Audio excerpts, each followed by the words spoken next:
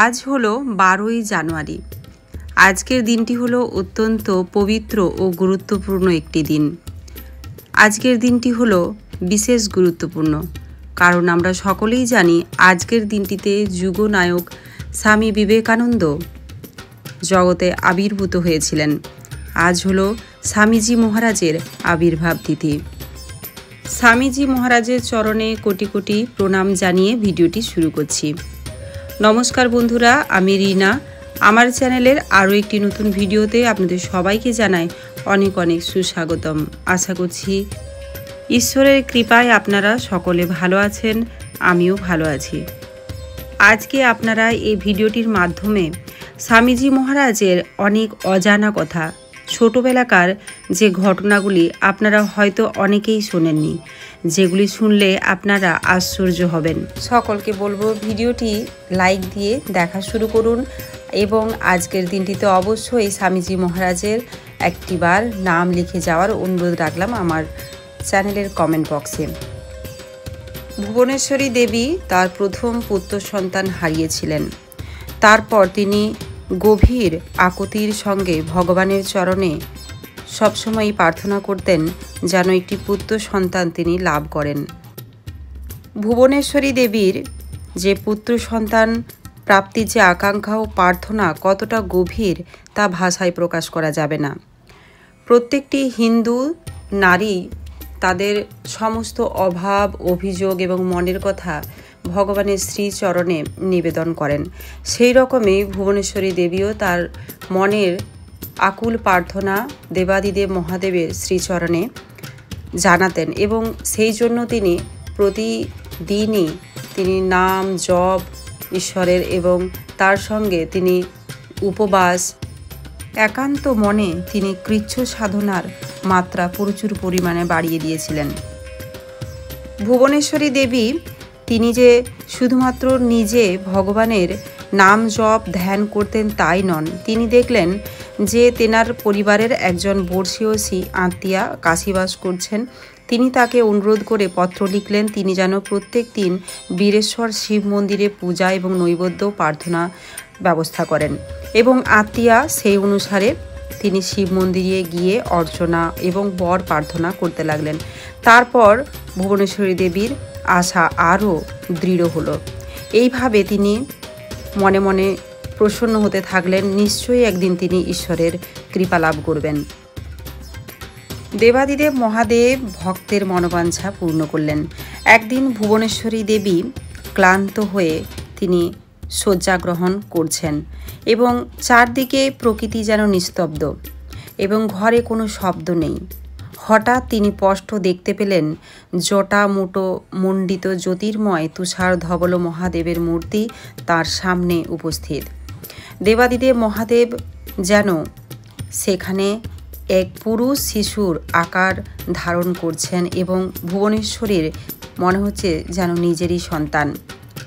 সেই রকমই এক গিরিনিভ সুকমল বপু তিনি দেখতে দেখতে সহসা তার নিদ্রাভঙ্গ হলো। তখনও তিনি আশ্চর্য রকম আনন্দ সাগরে যেন মগ্ন রইলেন এবং মনে হতে লাগলো এটা কি শুধু স্বপ্ন, না এটা সত্যি।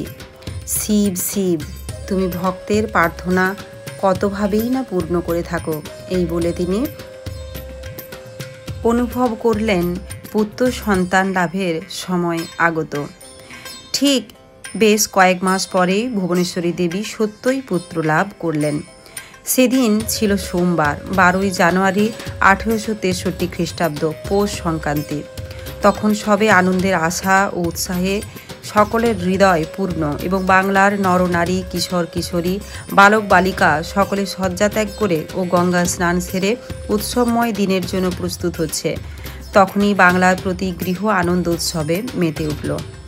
সেই শুভ দিনের পূর্ণ মুহূর্তে সূর্যোদয়ের 6 মিনিট পূর্বে দত্তগৃহ হাস্যোজ্জ্বল করে অবতীর্ণ হলেন নবযুগের পথপ্রদর্শক বিশ্ববরেণ্য স্বামী বিবেকানন্দ। নবজাত শিশুর সঙ্গে তার পিতামহ দুর্গাচরণের অদ্ভুত রকম সাদৃশ্য সকলে দেখতে পেলেন এবং চমৎকৃত হলেন এবং সকলেই বলতে লাগলেন যে মায়া কাটাতে পারেনি, তাই আবার নাতি হয়ে জন্মেছেন। তাই নামকরণের সময় কেউ কেউ বললেন নবজাতকের নাম রাখা হোক দুর্গা দাস।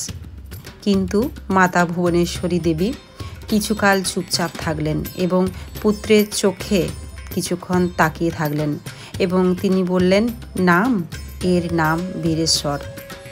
এতে সকলেই প্রীত হলেন এবং তাকে বীরেশ্বর বা সংক্ষেপে বিলে বলে ডাকতে লাগলেন। তারপর থেকেই বীরেশ্বরের প্রসাদে লব্ধ পুত্রের আদরের ডাকনাম এবং সর্বসাধারণের জন্য পোশাকি নাম স্থির হল নরেন্দ্রনাথ। স্বামীজি মহারাজের বয়স যখন 3 বছর, তখনই তার বিরুদ্ধে শান্তিভঙ্গের অভিযোগ আসা শুরু হলো। স্বামীজি মহারাজ ছোটবেলা থেকেই ছিলেন বড়ই একরোখা। তিনি কোনো রকম প্রলোভন, বকুনি, ধমক, ভয় কিছুতেই কিছু হতো না। এই দেখে মাঝে মাঝে মাতা ভুবনেশ্বরী দেবী বলতে লাগলেন, অনেক মাথা খুঁড়ে শিবের কাছে একটা ছেলে চেয়েছিলাম, কিন্তু তিনি পাঠিয়েছেন একটি ভূত। মাতা ভুবনেশ্বরী দেবী যখন দেখতেন নরেনের রাগ কিছুতেই কমছে না, তখন তিনি একটি অদ্ভুত উপায় বের করলেন। তখন তিনি হুড়হুড় করে স্বামীজি মহারাজের মাথায় জল ঢেলে দিতেন এবং জপ করতে থাকতেন, শিব শিব। আর তিনি স্বামীজিকে বলতেন, যদি এরপর দুষ্টামি করিস তবে শিব আর তোকে কৈলাসে যেতে দেবেন না। ছেলে অমনি চিৎকার বন্ধ করে শান্ত হতো। অনেক কাল পর যখন স্বামীজির কোনো পাশ্চাত্য শিষ্যা ভুবনেশ্বরী দেবীকে প্রশ্ন করলেন, আচ্ছা স্বামীজি তাহলে ছোটবেলায় বড় দুষ্টু ছিলেন? তখন মাতা উত্তর দিতেন, বলো কি গো, তাকে দেখবার জন্য 2টো ঝি অষ্টপ্রহর তার সঙ্গে ঘুরত। তিনি আরও বলতে লাগলেন, ছেলেবেলা থেকে নরেনের একটা মস্ত বড় দোষ ছিল। কোনো কারণে রাগ হলে আর তার জ্ঞান থাকতো না, বাড়ির আসবাবপত্র ভেঙে চুরে তছনছ করত। ছোটবেলা থেকেই স্বামীজি মহারাজের অদ্ভুত একটি বড় গুণ ছিল। ছোট থেকেই তিনি সকলকেই ভাবতেন আত্মীয়। যে কেউ তাকে কোলে নিতে চাইতেন, তার কোলেই তিনি চলে যেতেন বিনা দ্বিধায়। ছোটবেলা থেকেই তিনি কোনো গরিব দুঃখী, কোনো সাধু ভিখারিকে দেখলে তেনার কাছে তিনি ছুটে যেতেন। এরকম একদিন হয়েছে, তিনি একটি নতুন বস্ত্র সেদিন পরেছেন এবং সেদিন সেই একটি সাধু ভিখারি এসে ভিক্ষা চাইছেন এবং বলছেন নারায়ণ হরি। সেই সময় নরেন্দ্রনাথ তখন সেখানে উপস্থিত এবং বস্ত্র তিনি ভিক্ষা করলে সেই মুহূর্তে তিনি তার নতুন বস্ত্রখানি খুলে তার হাতে দিলেন।